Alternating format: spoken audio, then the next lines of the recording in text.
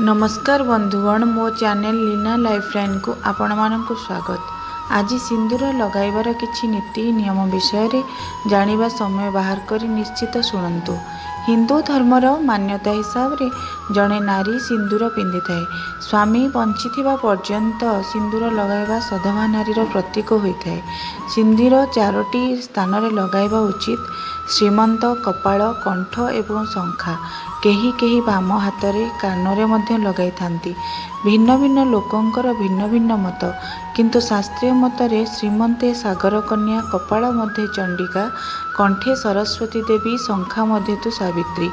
सिंदूर लगाइबा समय रे जुगल देवता लक्ष्मी नारायण, हर पार्वती, राधाकृष्ण आदि को ध्यान करा जाए। सिंदूर लगाइबा समय रे माता श्री लक्ष्मी को स्मरण करिवे।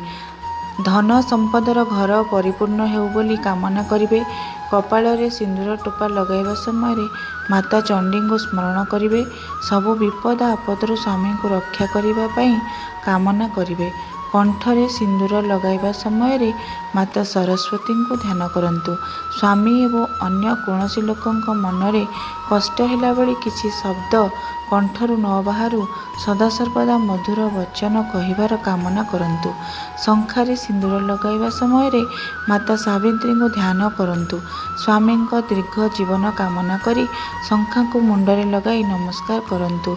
सिंदूर डाहाण हाथर रिंग फिंगर सूर्य देवता सहित प्रत्येक भाव में संबंधित। तुलसी काठी एवं झिंक काठी रे मध्य सिंदूर लगाइले शुभ होता है।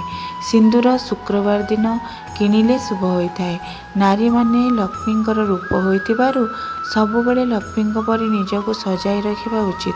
आज एतिके आहुरी अधिक किछि टिप्स जानिबा पई आम चैनल को लाइक, शेयर एंड सब्सक्राइब करंतु। धन्यवाद। जय जगन्नाथ।